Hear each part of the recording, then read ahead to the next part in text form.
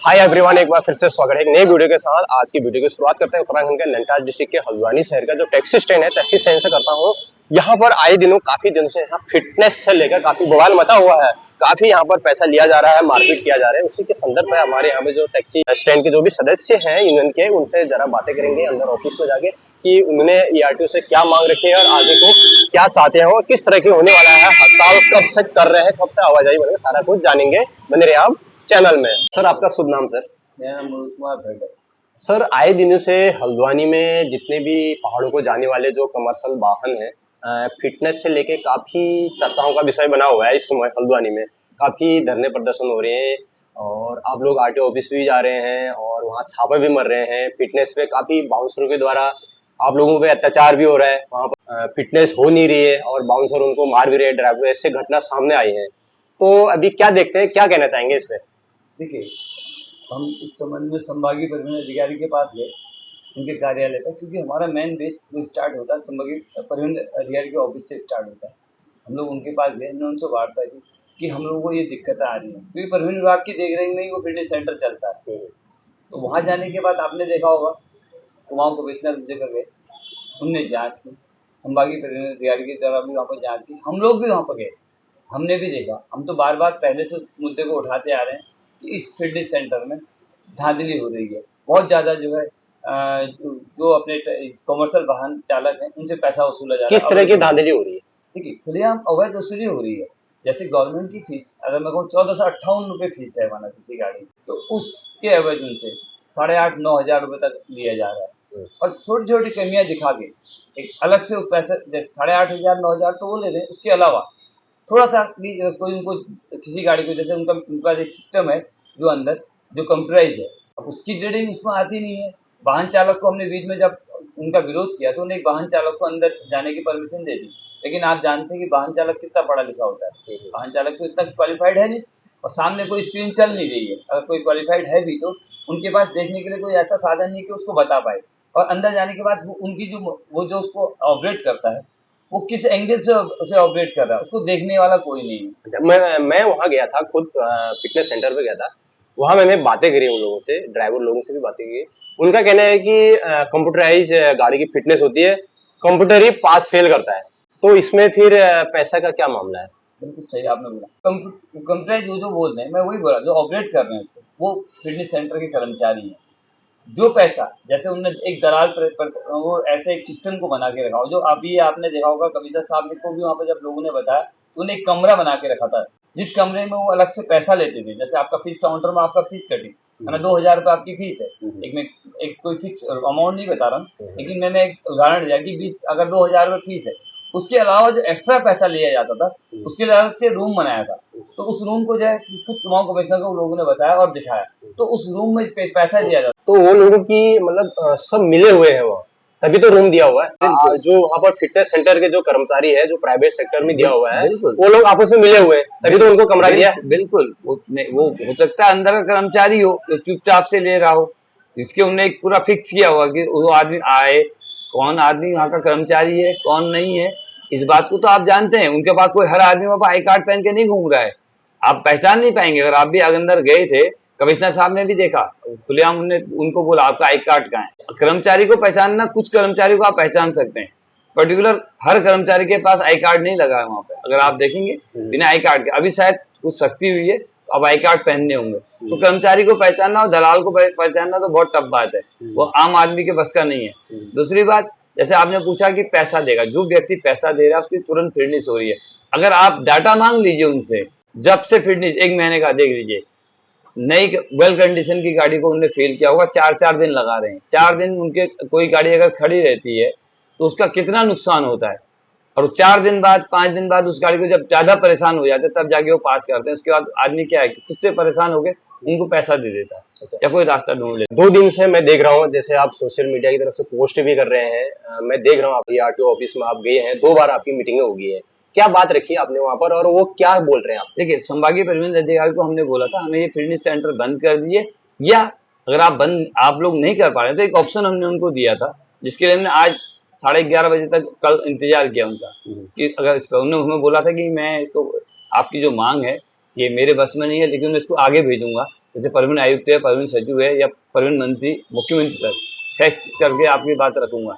उसमें हमने एक ये रखा था कि जिस आप एक चीज ये कर दीजिए, जब तक इसकी जांच ना हो हमें एक ऑप्शन दे दीजिए, जिसकी इच्छा है वो फिटनेस सेंटर में कराए फिटनेस, और जिसकी ना हो संभागीय परिवहन अधिकारी के ऑफिस में कुछ जो आरआई होता है, जो टेक्निकल उनका अधिकारी होता है, वो जांच करे, गाड़ी ओके है तो वो चलेगी। ये मैंने इसलिए कहा कि ये पहले भी हुआ है। आज से पहले जब तक ये फिटनेस सेंटर नहीं लगा हुआ था, तो हम लोग संभागीय परिवहन अधिकारी के ऑफिस में ही जो है अपनी गाड़ी की फिटनेस करवाते थे। उसको संभागीय परिवहन अधिकारी का एक जो टेक्नीशियन होता है, जो तकनीकी अधिकारी जिसे हम लोग होते हैं, आरआई बोलते हैं, उसके द्वारा जांच की जाती थी, वो गाड़ियां फिर उसके बाद पास होती थी, और वही गाड़ियां जो रोड पर दोबारा से फिटनेस होकर चलती थी। आज से पहले काफी टाइम से हम देखिए, जब उस आरआई के द्वारा फिटनेस होती थी तब भी गाड़ियों में रोड पर चल रही थी, इतनी कोई दिक्कत नहीं थी। आज ये दिक्कत आ रही है, जब बाहर होने लग गई है तो इतना पैसा देने के बाद तब भी फिटनेस हो रही है। तो हमारा कहने वाला, जब फिटनेस तकनीकी अधिकारी ओके कर रहा, आज इन्हें एक नई चीज रख दी थी कि फिटनेस, जब हम लोगों ने विरोध किया तो इन्हें आरआई को जो है फिटनेस सेंटर के बाहर बैठा दिया। पहले आरआई इसको ओके कर रहा है, जो गवर्नमेंट का कर्मचारी है वो आपकी हमारी गाड़ी को ओके करता है, वो गाड़ी फिर अंदर जाती है, फिर मशीन उसको फेल कर रही है। अब आप देखिए 3 दिन तक आरआई ने गाड़ी को रोका। कहीं ऐसा तो नहीं कि मशीन में कुछ ऐसा सिस्टम करा जो फेल बता बिल्कुल दे, बिल्कुल कुछ छेड़खानी? बिल्कुल हो सकता है, इसमें मैं श्योर नहीं हूँ, ये जांच का विषय है। मशीन देखिए ऑपरेट कर रहा है जो बंदा, कहीं भी फिक्स कर सकता है, नई गाड़ी को फेल कर रहा है। हम कह रहे हैं अगर हम गलत हैं, आप ठीक है, आप जांच कर लीजिए ना, पूरे दिन में कितनी गाड़ियां पास हुई हैं, क्या सब गाड़ियां ओके थी, या जो गाड़ी आपने फेल की है वहां पे ये है, जो व्यक्ति अपने आप से उनको कमीशन नहीं देता है, अगर वो अपनी गाड़ी की फिटनेस कराना चाहता है तो उसको कम से कम 6 या 7 दिन लगेंगे, उसकी गाड़ी पास नहीं होगी, क्योंकि वो पैसा नहीं दे रहा है। अगर आप 2000 रुपए में फीस फिटनेस है, फीस जमा कर दी, तो आपकी 7 दिन 6 दिन मान के चलिए सिस्टम चल रहा है, वही आप 10,000 रुपए दे दीजिए दलाल के थ्रू, तो शाम को ले जाइए। मतलब प्राइवेट सेक्टर में होने के बावजूद भी काम नहीं हो रहा है। बिल्कुल नहीं काम, मैं तो ये कहूंगा ये फिटनेस सेंटर हटना चाहिए, और हमको पूर्व की भांति संभागीय परिवहन अधिकारी के कार्यालय में जो फिटनेस कराने की, जैसे पूर्व में जो प्रक्रिया थी, सेम वही प्रक्रिया करके हम लोगों को फिटनेस करने की परमिशन दे दी जाए। उत्तराखंड का जो परिवहन विभाग है अभी मुख्यमंत्री जी के पास है। आज अभी जो हमारा परिवहन विभाग है वो स्वयं मुख्यमंत्री जी देख रहे हैं। हम हमसे इसीलिए हम लोग मुख्यमंत्री जी को बोल रहे हैं, मुख्यमंत्री जी को बोल रहे हैं, हम उत्तराखंड के लोग, हमारे पास रोजगार का कोई जरिया नहीं है। अगर आप उत्तराखंड में देखिए, कुमाऊं बेल्ट के अंदर देखिए, गढ़वाल के अंदर तो 4 धाम है, आप गंगोत्री, यमुनोत्री, केदारनाथ, बद्रीनाथ कर लेते हैं। हमारे पास एक नैनीताल है, सिर्फ नैनीताल के अलावा तो कोई टूरिज्म का, और जो भी टूरिस्ट आता है वो नैनीताल आता है। इससे पहले भी मैं आपको नैनीताल वाले मुद्दे में भी आपको बता चुका हूँ कि हमारी गाड़ियां, मुख्यमंत्री जी को पता होगा, एक आदमी ने रिट दायर की है तो वो नैनीताल नहीं जा रही। तो अब कुछ थोड़ा बहुत हम लोग अगर कहीं छोटा मोटा काम कर रहे हैं, वो हमारे फिटनेस सेंटर में चले जा रहा है। मैं आपको ऐसा उदाहरण बताता हूँ, किसी गाड़ी की 80,000 रुपए की, मतलब 1 लाख रुपए गाड़ी की कॉस्ट है, इंश्योरेंस वैल्यू 1 लाख रुपए, वो बेचारा अगर फिटनेस करने जाता है तो उस फिटनेस में उसका कम से कम उसका 20 से 30,000 रुपए चला जा रहा है। आज हमारी 5 बजे है, आज है, अभी मैं संभागीय परिवहन अधिकारी के ऑफिस से मिलके आ रहा हूँ, और 5 बजे मैंने, अभी हम लोगों ने जो ये हमारी अकेली नहीं, 5 बजे भी कमर्शियल 5 बजे हमारा जो मीटिंग है, 5 बजे इसमें ट्रक एसोसिएशन है, टेम्पू है, केमू है, जितने भी कमर्शियल वाहन है, हाँ लगभग जितने भी कमर्शियल वाहन है, उन सब की हमने एक सामूहिक एक पंचायत कह सकता हूँ या मीटिंग रखी है। फिर हम लोग आपस में डिस्कस करेंगे जो भी वो टाइम। क्या मांग रहेगी आपकी वहाँ पे? नहीं, जो हमारे जो अब मांग हमारी कुछ नहीं है, क्योंकि संभागीय परिवहन अधिकारी को और परिवहन विभाग को हम पूरा टाइम दे चुके हैं। अब सिर्फ हमारा ये है कि हम लोग आपस में राय ले रहे हैं कि 1 या 2 दिन का टाइम जो लोगों को दिया जाए, क्योंकि अचानक से हम बंद करेंगे तो लोगों को दिक्कत हो जाएगी कि अचानक हम, अगर अभी मैं घोषणा कर दूं कि हम कल से बंद कर रहे हैं, हो सकता है किसी का कोई प्रॉब्लम हो, व्यवस्था न कर पाए, तो इसीलिए कितना टाइम हम पब्लिक को दें उसके लिए हम एक राय मशवरा करेंगे, और आगे हम कैसे इस हड़ताल को लेके जाएंगे उसके लिए मीटिंग की जा रही है। उसके बाद शाम को 5 बजे ट्रांसपोर्ट नगर में हमारी प्रेस कॉन्फ्रेंस है, और जो भी सभी लोग उसमें जो अन्य जैसे आपके ऑटो से हैं, ट्रक से हैं या बस से हैं, केमू से, तो सब लोग जो जिनका हमारे उनके अध्यक्ष हैं रमेश जोशी जी, तो उनका जो आदेश होगा उसके हिसाब से हम लोग हड़ताल, नहीं तो हड़ताल में चले जाएंगे। अच्छा, तो यहाँ पर आप जो फिटनेस के जो पैसे हैं वो कम कराना चाह रहे हैं? नहीं, हम फिटनेस कम नहीं करें। देखिए, हम फिटनेस कम, गवर्नमेंट की फिटनेस फीस जो हम उसको देने में हम कोई वो नहीं है। जो इसमें करप्शन है, कितना, मतलब 8,000 के बाद? नहीं, हम तो ये चाहते हैं, ये देखिए, एक तो यहाँ पे पैसा दे रहे हैं, दूसरा हमारे ड्राइवर को मारा जा रहा है। अभी आपने देखा होगा ड्राइवर को मारा जा रहा है, बाउंसर रखे गए हैं, तो उत्तराखंड के अंदर बाहर का आदमी आके एक फिटनेस सेंटर लगाता है, उसके बाद उसमें बाउंसर रखता है, हमारे ड्राइवर जो पैसा भी देते हैं, 10,000 रुपए भी दे रहे हैं, उसके बाद मार भी खा रहे हैं, तो ऐसे आदमी को क्या उत्तराखंड में रहने का अधिकार है? इस फिटनेस सेंटर को बंद होना चाहिए ना। हम जैसे चाहते एक हैं ऑल्टो है, ऑल्टो कार की जैसे कोई फिटनेस करा रहा है, 1 साल की होगी, वो नहीं होगी 10 से 15,000 रुपया खर्चा है आज। 15,000। हाँ, अभी तो उसमें लीगल कितना पैसा है? लीगल कितना होना चाहिए? 1458 रुपए जो फीस है, अब आप समझ सकते हैं, वही होना चाहिए, बस वही गवर्नमेंट की फीस 1458 रुपए है। अच्छा। और अगर जो गाड़ी 18 मॉडल से ऊपर है तो 2000 कुछ रुपए है, तो जो 2018 मॉडल से ऊपर की गाड़ियां उनकी 1458 रुपए है। ये फीस भी मैं आपको बताऊं, परिवहन विभाग ने अभी जब से सेंटर लगाया हुआ है, पहले 640 रुपए थी, 6 महीने के अंदर, आपको बता रहा हूँ उधर परिवहन विभाग हमको कैसे हम लोगों का शोषण कर रहा है, वो भी मैं आपको बता देता हूँ। जो ऑफिशियल मैं ये टैक्सी की फीस बता रहा हूँ, जो फीस 640 रुपए थी, 6 महीने अभी हुए नहीं है पूरे, 6 महीने के अंदर उसको उठा के 958 रुपए किया।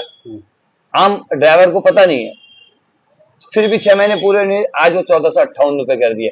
6 महीने के अंदर कितनी बार फीस बढ़ाई है, लोगों को पता नहीं है, लोग जागरूक नहीं हो, तो चुपचाप जाके उसको जमा कर दे रहे और फिटनेस करा ले रहे। तो आप परिवहन विभाग को भी देखिए, क्यों हम लोगों को 6 महीने के अंदर 640 से 1458 आगे, दूने से ज्यादा हो, तो 10-12 हजार रुपए फ्री के जा रहे हैं, सीधी बात ये जा रही है। अगर यही स्थिति, अगर 14,000 15,000 15,000 रुपए जा रही है, उसके बाद ड्राइवर मार खा रहा है और उसके बाद एक हफ्ता उसका वेस्ट हो रहा है, गवर्नमेंट आंख मूंद के उसको देख रही है।